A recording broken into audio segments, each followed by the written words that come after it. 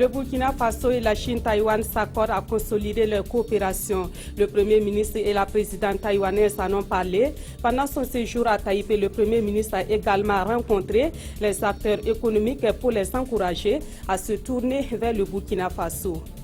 En page santé, la communauté internationale a célébré la journée mondiale de lutte contre la fistule obstétricale hier 23 mai. Au Burkina Faso, les acteurs intervenant dans le combat contre cette maladie se sont donné rendez-vous à Kaya. Ils ont pris l'engagement d'accentuer la lutte pour venir à bout de cette maladie. Voilà qui fait la une de ce journal. Bonjour à toutes et à tous. Tout d'abord, sachez que l'armée burkinabé tient son séminaire annuel depuis ce matin à Ouagadougou. Prennent part à ce séminaire les chefs de corps et les chefs des opérations de l'armée burkinabé. Ils vont mener la réflexion pour une armée burkinabé plus opérationnelle et plus républicaine. Le président du Faso, en sa qualité de ministre de la Défense, était à l'ouverture de ce séminaire. Nongba Kouda, Sibide Issa Lankwande.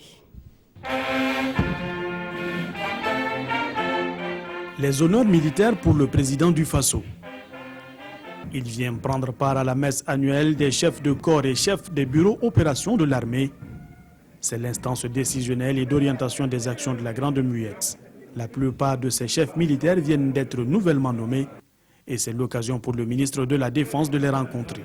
Permettez-moi de vous féliciter tous pour votre engagement et votre détermination à côté du peuple burkinabé dans l'application de votre rôle régalien. J'ai toujours dit que nous avons besoin aujourd'hui, plus que jamais, de constituer une armée républicaine. Une armée républicaine, une armée apolitique, une armée qui est formée et qui assure correctement ses engagements. L'armée doit être guidée par une unité d'esprit et d'action. C'est à ce prix qu'elle pourra incarner les valeurs d'une armée républicaine.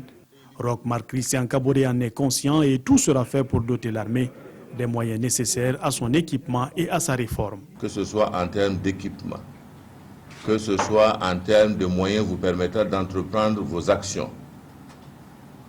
Je voudrais vous rassurer que nous allons prendre les dispositions pour permettre effectivement à ce que d'ici la fin de cette année, nous puissions vous doter d'un minimum de moyens vous permettant d'assurer votre fonctionnement. Le président du Faso, dans son adresse, n'a pas manqué de saluer la bonne tenue des bataillons burkinabés déployés sur les terrains d'opération de maintien de la paix. Il a également salué le dévouement de cette armée qui a permis de faire face aux soubresauts que le Burkina a connus en 2014 et 2015. Pendant son séjour à Taipei, en Chine-Taïwan, le Premier ministre a été reçu par la présidente taïwanaise. Au menu des échanges, la consolidation des relations entre le Burkina et Taïwan. Les deux personnalités ont également abordé des questions relatives à la sécurité et à la politique internationale. Mais Paul Kabatseba était aussi porteur d'un message de félicitations à la présidente taïwanaise qui vient de prendre officiellement fonction. Atsir Ouedraogo, Abdelaziz Yagibou. C'est le renforcement de la coopération Taïwan-Burkina qui guide les pas de Paul Kabatseba. À la présidente nouvellement installée à la tête de la République de Chine, le Premier ministre burkinabé est venu traduire les félicitations de tout un pays pour son élection. Il a aussi exprimé la reconnaissance du Burkina pour les nombreux programmes et projets financés par son pays au profit des Burkinabés. J'ai bien entendu exprimer donc les félicitations du président du Faso à la nouvelle présidente. J'ai exprimé donc au président Thaï les changements récents qui ont eu lieu au Burkina Faso, notamment l'élection démocratique qui a eu lieu en novembre, qui a vu donc la victoire de son Excellence M. Roch-Marc Christian Kaboré et son élection donc en tant que président du Faso. À la suite de cette brillante élection, je lui ai également indiqué que le gouvernement a été formé dans un contexte difficile, notamment sur le plan économique et sur le plan financier. Je lui ai également fait part donc, des défis auxquels nous devons faire face en termes sécuritaires. Mais je lui ai également transmis les priorités gouvernementales notamment les piliers qui sont à la base donc, du programme du gouvernement, les enjeux en matière de gouvernance, les enjeux en matière de capital humain, et puis naturellement les enjeux en termes de transformation économique. Tsai Ing-wen de dire toute la fierté des 23 millions de Taïwanais d'avoir à leur côté le Burkina en ces instants historiques dans la vie de leur nation. Sous son mandat, quelle place sous le signe de la relance de l'économie et d'un meilleur positionnement de son pays dans le concert des nations, la présidente de Taïwan promet apporter un appui conséquent au secteur clé de développement du Burkina.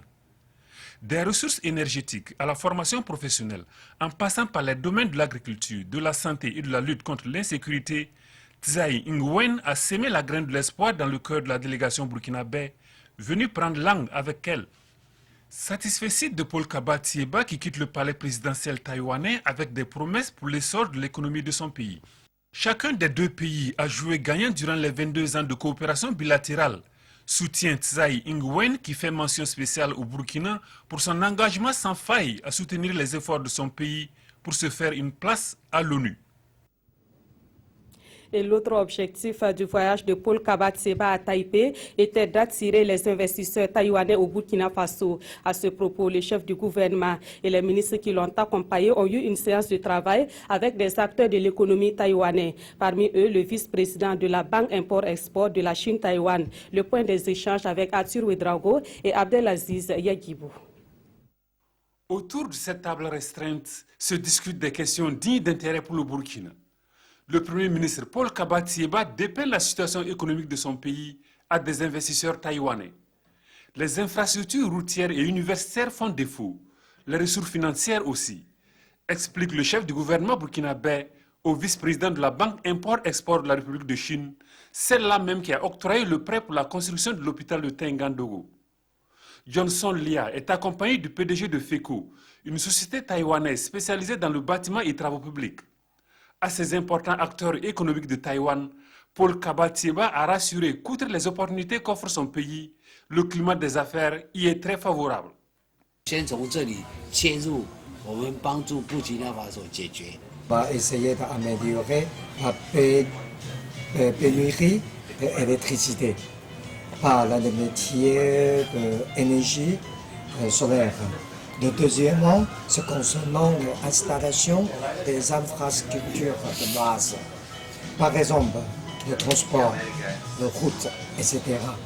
Si les deux ce qu'on a déjà mentionné est déjà fini, on va essayer d'aider, enlever le niveau d'industrie du Burkina Faso. De cette rencontre, le chef du gouvernement burkinabé et ses ministres en charge de l'éducation nationale et des questions agricoles sortent avec des propositions intéressantes pour le Burkina. Les investisseurs reçus promettent de dépêcher dans les jours à venir une mission à Ouagadougou pour évaluer les besoins en termes d'investissement. Au Burkina Faso, la Banque mondiale veut davantage impliquer les parlementaires dans le contrôle et la surveillance des finances publiques. Dans le cadre du partenariat qui existe entre la Banque mondiale et l'Assemblée nationale, des députés sont en formation sur le sujet à Ouagadougou. Ils seront outillés sur des stratégies afin de mieux contrôler l'action gouvernementale dans le domaine des finances publiques. L'ouverture de cette formation a été faite par le président de l'Assemblée nationale, Moussa Ouedraogo Moumouni Soubérega. Contrôler l'action gouvernementale, c'est l'un des rôles des parlementaires. C'est un rôle que la Banque mondiale juge capital pour la bonne gouvernance. Le contrôle du budget et des finances publiques est un aspect très important dans le développement d'un pays. Donc il apparaît important pour nous d'appuyer le Parlement pour mieux exercer cette fonction que lui confère le peuple. Le processus budgétaire, l'amélioration des fonctions de contrôle du Parlement et le renforcement du rôle du Parlement dans la gestion des finances publiques seront passés à la loupe au cours de la formation. Nous saluons cette initiative de la Banque mondiale qui permettra aux différents parlementaires d'avoir le minimum pour apprécier les différents budgets qu'on nous propose pour adoption. Et par la suite aussi, suivre l'exécution des projets et programmes inscrits dans le budget en fonction de leurs connaissances techniques de tout ce mécanisme. Le président de l'Assemblée nationale, le Dr Salifou Diallo, a saisi cette opportunité pour plaider en faveur de l'augmentation du portefeuille des opérations de la Banque mondiale au Burkina qui se chiffre à 1,2 milliard de dollars. À l'issue des 3 jours de formation, il est prévu une visite sur les chantiers de réalisation des programmes et projets de la Banque mondiale au Burkina. Autre point de l'actualité, hier 23 mai, la communauté internationale a commémoré la journée de lutte contre la fistule obstétricale. Au Burkina Faso, c'est Kaya, chef-lieu de la région du Centre-Nord, qui a abrité les activités entrant dans le cadre de cette commémoration. Éliminer les fistules en l'espace d'une génération, c'est autour de cette thématique que cette journée a été organisée. Et à l'occasion, les acteurs intervenant dans la lutte contre la fistule obstétricale ont réaffirmé leur engagement pour venir à bout de cette maladie. Kafando, Estelle Judith Assorba. Palais Naba et ses 3 autres femmes souffraient de la fistule obstétricale. Elles ont toutes bénéficié au CHR de Kaya une réparation chirurgicale. Aujourd'hui, leur joie est immense car elles se sentent soulagées. La représentante de l'UNFPA, accompagnée des autorités politiques, administratives et sanitaires, est allée leur apporter réconfort à l'occasion de cette journée qui leur est dédiée. Pour Dr Edwige Adekambi Domingo, plusieurs autres femmes au Burkina Faso souffrent de cette terrible maladie.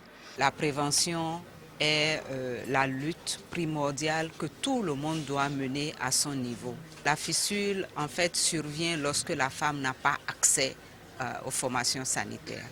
Aujourd'hui, le Burkina a levé les problèmes liés à l'accessibilité financière en rendant gratuit tout ce qui est lié donc à la grossesse, depuis la consultation prénatale jusqu'à la césarienne.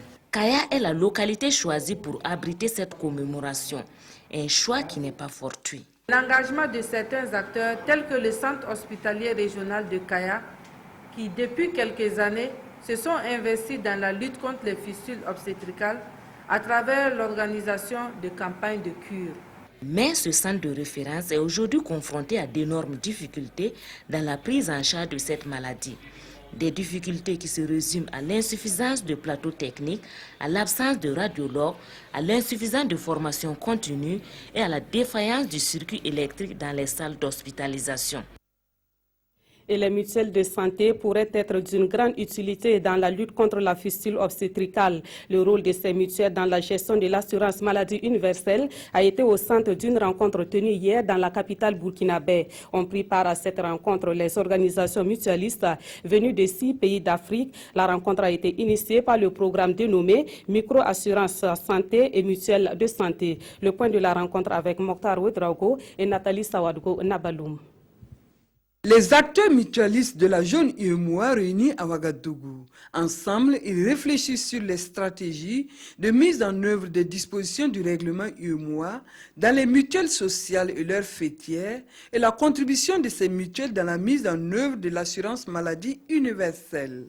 L'UEMOA travaille à nous aider à accroître en tout cas notre niveau de maîtrise de la question et donc à dynamiser les processus pour que, en tout cas dans les temps qui viennent, on puisse asseoir vraiment un système national dynamique et capable de prendre en charge l'assurance maladie dans chacun de nos pays. La micro-assurance santé et les mutuelles de santé Massmut accompagnent les organisations mutualistes à mieux jouer leur rôle dans la gestion du système maladie universel. Aujourd'hui, on va faire un état des lieux de la mise en application du règlement UEMOA sur la mutualité sociale. Parce qu'on constate que dans certains pays, ça avance un peu plus vite. Et dans certains pays, il y a plus de difficultés. On va aussi discuter du rôle de la mutualité de santé dans l'assurance maladie universelle. Prennent part à cet atelier les partenaires venus de la Belgique, les acteurs mutualistes de la Côte d'Ivoire, de la Guinée, du Mali, du Sénégal, du Togo et bien entendu du Burkina Faso. Dans l'actualité également, le phénomène de l'incivisme, on en parle presque tous les jours au pays des hommes intègres. Dans la ville de Ouagadougou, on est tenté de dire que chaque jour apporte son lot d'incivisme. En tout cas, c'est le constat fait hier aux environs de 18h sur l'avenue Kadiogo. Sur cette voie, les usagers ont dû composer avec un camion surchargé qui a obstrué la circulation. On fait le constat avec Mathias Drabo et Viviane Senerbego. La présence de ce camion a fortement gêné la circulation. Son gabarit et sa surcharge ont même inquiété certains usagers. Quand je vois la hauteur, je pense qu'il doit faire peur. Ce qui est sûr, moi, je ne vais pas le devancer. Je vais le suivre jusqu'à avoir un passage pour me libérer. C'est un camion qui ne devrait pas circuler dans une ville comme Ouagadougou parce que je pense qu'il doit être trop surchargé. Cette ambulance en service a eu du mal à se frayer un passage à cause du bouchon que le camion a créé. Un camion dont la progression se fait au prix de plusieurs acrobaties de l'apprenti.